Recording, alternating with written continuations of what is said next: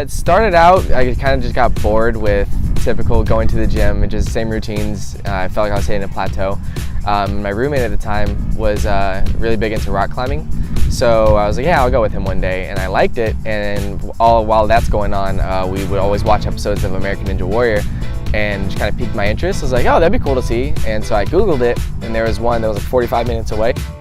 So I went there, and ever since then I just kind of fell in love with it. And you know, it's always ever changing, you're always doing something new, always something different, and kind of treats you like you're a kid at a playground. Yeah. Kind of captures that youth.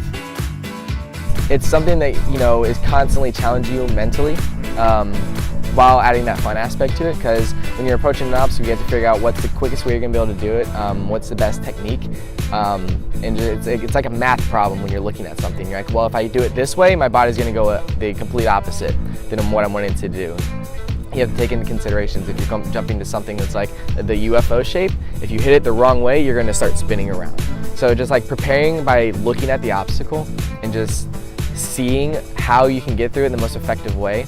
And it's like a mental challenge the entire time you're doing these things, and you're just having to do it's like a game of chess almost. You have to stay like a few steps ahead of what you're anticipating.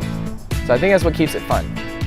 So the first time I was on the show was season 8, and that was 2 years ago, and that was in Atlanta. And I was only on about 6 months of training, and I had no real idea of the community. I just always watch a show, and I said, hey, you know, let me apply and see what happens. And I got a call back and kind of caught me off guard a little bit. So when I went in to compete, I was just kind of like a rookie. I had no, idea of what to expect. I'd always watched the show, but never really had been in a situation to compete on an actual course. Luckily, I went to the 5th obstacle, because in qualifying there's 6 obstacles. I fell on the 5th obstacle. I just kind of gassed out. My endurance wasn't the greatest. And so I went down, but I had a fast enough time to where I was in the top 30 until the very last 10 runners of the night. So I finished, I think, about 35 to 36 range, but taking only the top 30, I didn't get to move on to the second round. And then for season 9, I got a call back where I went to Daytona to compete, and I just kind of, with the idea of redemption in my mind, I kind of defeated myself mentally. I became so psyched out, and I was just overthinking everything.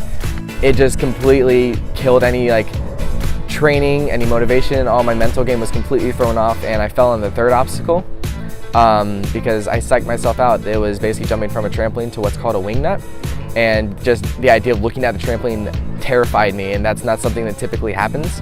So I just got way too in my head about it, and that was ultimately my downfall. And so that kind of really wore me down a little bit, but I'd say probably the next week after that, I got re-motivated, and I got that fire lit inside me again to just keep training. And I train multiple times a week. I've upped my training regimen, my diet, and just everything in general. And this year, going into season 10 for Miami, I feel ready more so than I ever have. While I am upset I've fallen the last 2 years, I do think of it as 3rd time's the charm, that it's given me the opportunity to learn from my mistakes, to watch other people, to talk to other people, and figure out where I went wrong, what I could have done differently. And it's given me the opportunity to kind of fine-tune all my techniques and my overall training. While working at Engage, and whenever we're talking about creating the sensory gym and working with the kids, people don't really understand when I kind of say I attribute what I do with work to my training, because when you're approaching an obstacle, you don't want to rush into it. You don't want to jump into it and be like, oh no, I don't know what I'm doing, as you're halfway through it and you're just exerting that much more energy, and ultimately it becomes, you just wear yourself out and you go down into the water. While working with the kids, because they do learn at a different pace, it allows me to kind of slow things down, to take an extra breath and kind of just focus on what they're doing in that moment, and giving myself that mental preparation to just, okay, we're taking things a little bit at a time, one step at a time, and to not rush ahead and to just go at their pace. I have my short-term goal, which is to just complete the course and move on to the next round. To be able to get to the very end and to potentially even beat the course, to me that is the culmination of years of hard work, years of dedication, being passionate about something I truly love. The grand prize is $1 million.